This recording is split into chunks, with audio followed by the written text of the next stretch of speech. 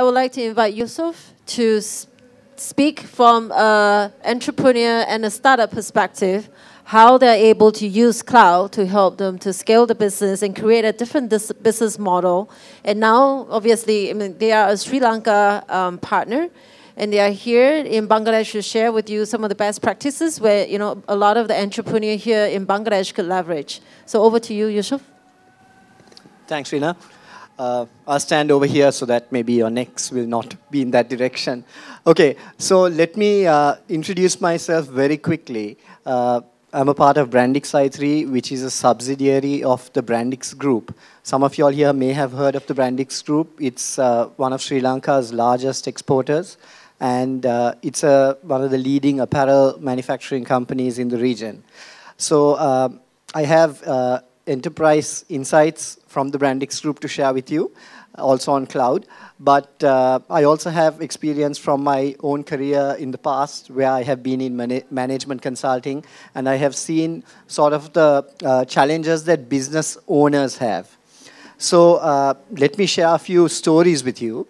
But before I get to that, Brandix i3 offers actually we offer a number of solutions, and many of them are cloud-based.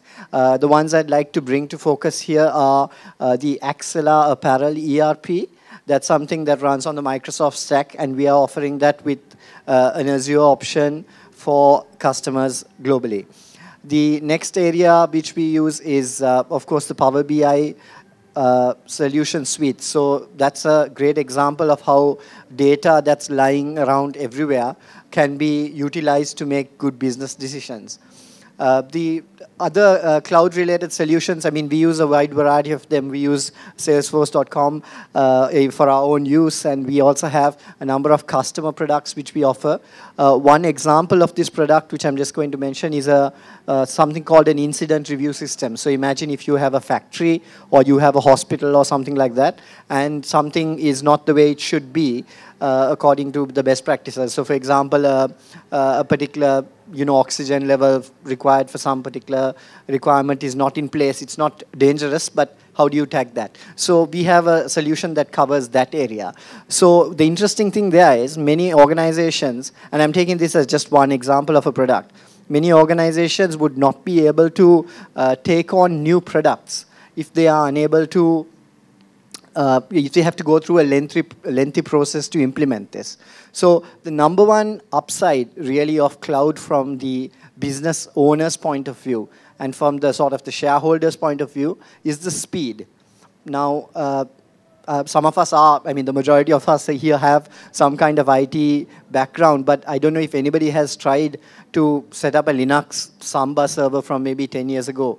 And the complexity of this is just, it was quite complex, right? I'm a Microsoft guy, not open source, but still, it was quite complex. But the point is, I've been meeting lots of business owners in my career, and they don't really care about this.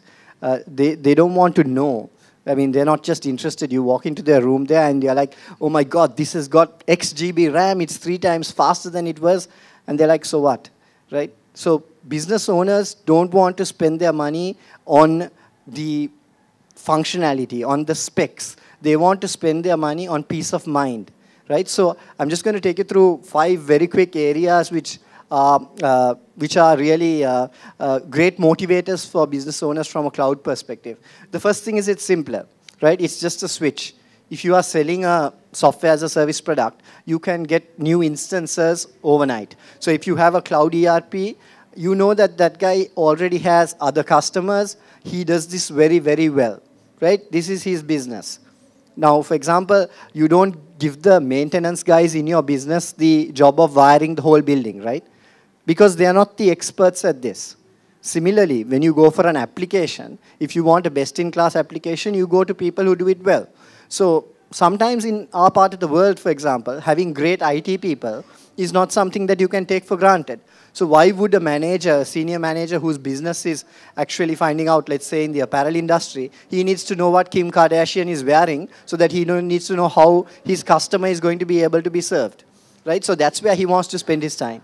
So simple deployment, knowing that there's a great partner to serve you with the uptime, everything is really, really important. The second part of it is reliability. I know, for example, real customers that we have worked with, there was one example where they accidentally wiped a live instance of their database.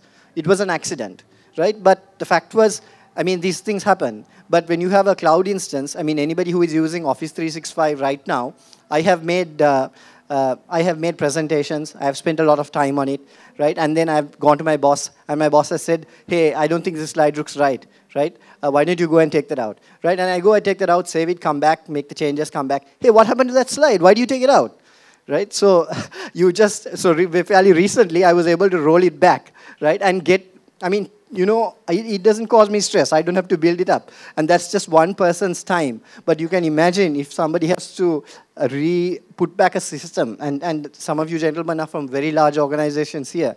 And if you are just for math's sake, if you are a $700 million organization, with the Brandix group is about that much, if we have a one-day outage, that's, do the math, right? That's $2 million. Right? That's $2 million of disruption, and I don't think anybody can afford that. So do you want to risk that kind of revenue and that kind of disruption with your IT team? It's something that it's difficult to justify, if you want to spend your time on that. The other thing is it's scalable, right? I think everybody talked about the scalability and how reliable Microsoft is as a partner, and generally all cloud partners have the ability to scale well. So today you have a certain requirement. Tomorrow it's a much, much more complex requirement. So the other area I think which owners generally push back a lot to us as people who sell the applications out there is, what, you want us to pay $100,000? Where are we going to get this $100,000 from? It's going to take me so much time to recover this.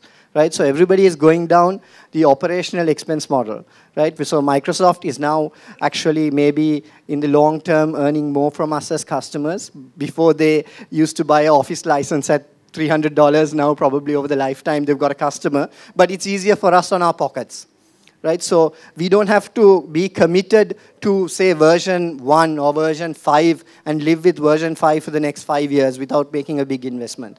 Right? If you're on a cloud-based service, the person who is providing you this service typically provides you the new version every so often. I think that was commented on how Windows is going as well.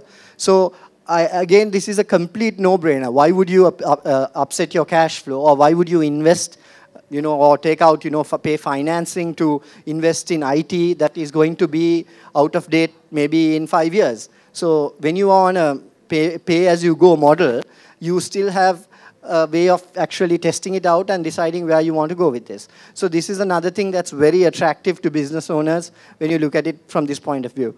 So the other thing is actually going back a little bit to the simplicity. The final thing is basically you don't depend on people anymore. And I'm not saying that we don't value good people and the contribution that they make to organizations, but you should not have your organization dependent on how a person does something. And when you go to an organization like Microsoft for the cloud, they apply the best practices which are global. I think the point about the Germany's security requirements was made. We don't know. The guy who is in our IT department, he's been there with us for 5 years. We've sent him for all the courses. That's great. He's a committed, loyal employee. But right? Yeah, it's too much, it's too complicated to have to manage and depend on maybe 2, 3, 4 people, do succession planning, and your entire infrastructure. You've got 5 factories, you've got 10 factories. 10 factories is a small group, I think, in Bangladesh. But if you've got, 30, 40 factories, huge operations, and there is single point of failure somewhere because someone doesn't know how to do an update or something like that, that's something that is also a major concern. So I think businesses, just to sum up, businesses don't want to spend their time managing IT and managing applications. They want to spend their time on things that they do well, right? I would say, even from our personal example, for Brandix, we are with Office 365. When we send emails, I'm not saying that our IT setup before was bad, but now that we're on Office 365, we don't have to even imagine that mails don't get delivered, for example. And that's a very simple thing, right? But for example, if you are getting an electronic data interchange link up, and it's all dependent on one server in this data center in this part of Dhaka, and if it's hit and miss, your customer is going to get pretty frustrated pretty soon if those transactions are not happening on track. So I think someone said, from what I picked up, I think Suhail said it's an inevitability that we are going to go to the cloud, right? So I think it's just really a case of putting, taking the positive side of it rather than as a threat, and embracing it and looking at saying that, look, hey, this is what I want to do from my business, right? I don't want to be an IT company, leave the IT guys to do the IT company thing. I mean, how can we simplify this and use things like the cloud? So, I mean, those are my insights. Thanks for your time.